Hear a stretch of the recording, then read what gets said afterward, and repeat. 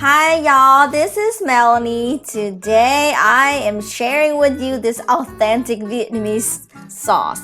As many of you already know, it's fish sauce.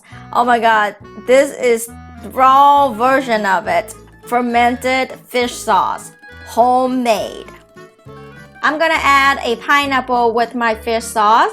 I've heard it's supposed to help the fish sauce taste good. Some people add honey, but I'm just gonna add pineapple. I also have a video on how to cut pineapple. If you're interested, I'll put a link below.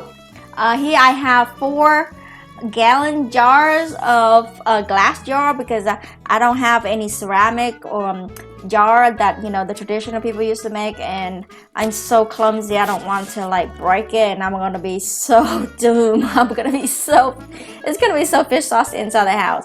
So glass jar, I got 1 gallon each. In here it has a label sticker and a filter, which I'm gonna use it later. I can't wait. I'm so excited. A rubber band, you can tie it up, but this is kind of like a cheesecloth, a filter, some sort. So pretty nice quality glass jar. It was like $10 a piece. So this box has 4, so a total of about 40 bucks for all this, and I hope to be able to reuse these again and again for many more fish sauce gallons. Fish sauce by the gallon. And here it is. I found some smelt from the local Asian store. I couldn't find any anchovy, and I went ahead and get a whole box. It was 35 bucks for 11 pounds. They look kind of like anchovy. They were frozen. So I'm going to put this away and gonna wash it later before I add these to the jar. So here, this box is 11 pounds. Yep. So first, I'm going to go ahead and wash the jars and the lids and everything. Rinse well and set these aside. I didn't know how many jars I need, so I washed 3.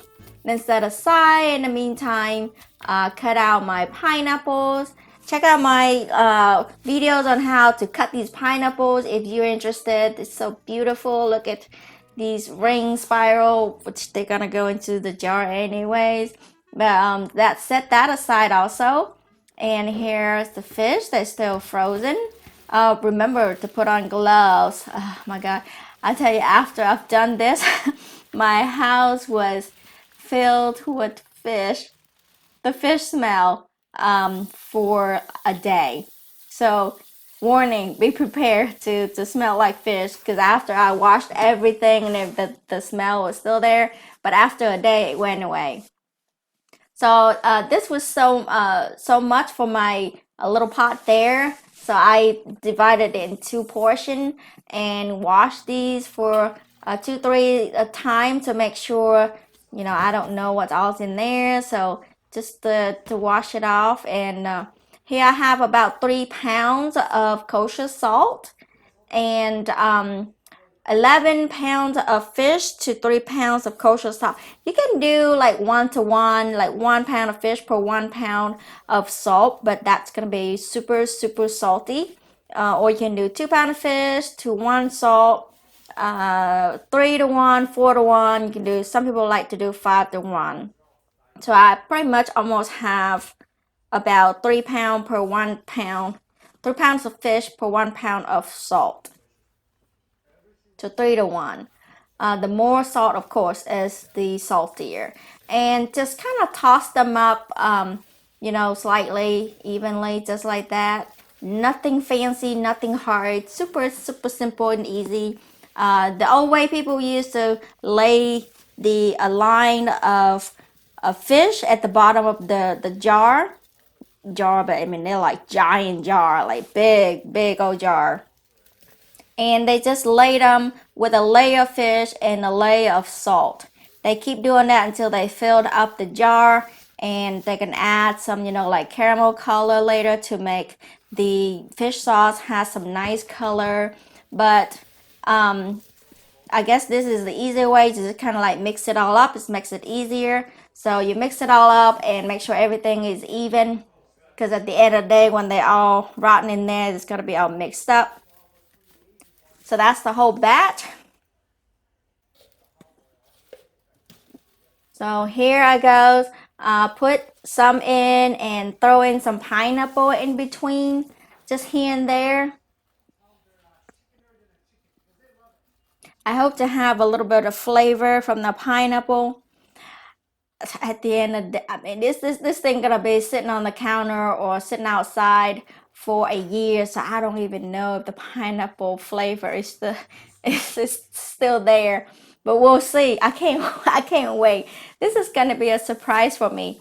I don't know. This is kind of like a next year Christmas present for me. I made this was sometime in January 20 something, and so I can't wait. I mean, it's a 10 month to a year. So I can't wait. I'm gonna open this for Christmas. It's gonna be my Christmas present. And I hope it's gonna turn out well. And at the end, I had a little extra salt there. I just put it all like on top. In Vietnam, when they put the layer on top to prevent all the bugs and the flies to fly in, they put a thick layer on top because the smell of the fish really attracts a lot of flies and bugs. So they put a thick layer to prevent all that. So I just washed mine, and because the fish was like all over the place, so I washed mine and cleaned a little bit because I was handling this, carrying this around. So I don't want to get all that fishy on me later on. I'm a little paranoid when it comes to contaminating all this. But and then I put in like 2 layers of saran wrap and cover it up, put a rubber band on, and stick a label on it to make sure which day I did it. It was January 24th, and there we go. The fish sauce making is ready. I can be in business. I can make tons of these.